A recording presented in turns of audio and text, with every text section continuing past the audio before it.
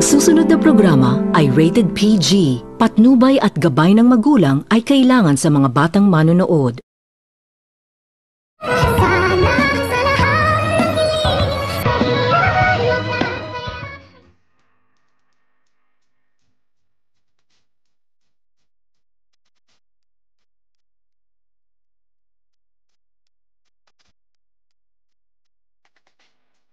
Pagkatapos nitong makausap ni Justin ang kanyang tito na itong si Dr. Tanyag at nang sabihin nito ni Justin sa kanyang tito ang katotohanan na kanyang nalalaman tungkol kay Zoe ay dito hindi naman din nito pinaniniwalaan agad ni Dr. Tanyag ang kanyang pamangkin, ngunit nang ipakita nito ni Justin sa kanyang tito ang nakuha nitong ebidensya na nagpapatunay na kasabwat umano itong si Zoe sa lalaki umano na gustong bumaril kay Annalyn sa kadahilanan na agad naman din itong nakapag-isip-isip itong si Dr. Tanyag na tama umano ang mga hinala ng kanyang ate na itong si Giselle na may kinalaman umano ang kanyang anak na itong si Zoe sa lahat ng mga pangyayari sa kadahilanan na agad naman din itong hinanap ni Dr. Tanyag ang kanyang anak na itong si Zoe at dito nang makita nito ni Dr. Tanyag na mayroon umanong kausap ang kanyang anak sa kanyang cellphone at nagtatago pa umano ito sa kadahilanan na dahan-dahan naman din itong nilapitan ni Dr. Tanyag ang kanyang anak na itong si Zoe at dito nang malapitan na nito ni Dr. Tanyag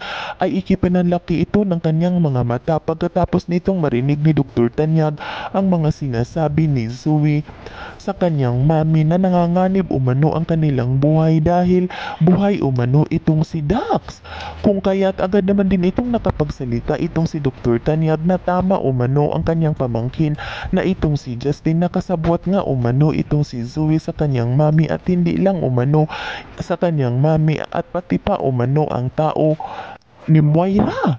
Samantala, nang makita naman din ito ni Justin ang kanyang tito na itong si Dr. Tanyag ay dito dali-dali naman din itong sinusundan ni Justin at gusto nitong malaman ni Justin kung naniniwala ba umano ito sa kanyang mga sinasabi at dito nang makita nito ni Justin na dahan-dahan itong nilapitan ng kanyang tito ang kanyang anak na itong si Zoe ay ikinatuwa naman din ito ni Justin dahil ang buong akala umano nito ni Justin ay hindi umano siya paniniwalaan ng kanyang tito at nang makita nito ni Justin na narinig ng kanyang tito ang lahat-lahat ay dito agad naman din itong nagsalita itong si Justin na mabuti umano at narinig din umano ng kanyang tito ang lahat-lahat at paninigurado umano itong hindi na ito maghinala kay Justin at magagawa na umano nito ni Justin ang kanilang binabalak sa kanyang daddy na itong si Eric dahil nakuha na umano nito ni Justin ang loob ng kanyang tito at maniniwala na umano kung ano man ang mga sasabihin ni Justin sa kanya.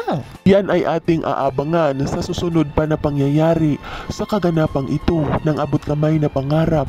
Huwag mong kalimutang isubscribe at i-hit ang notification bell ng aking channel.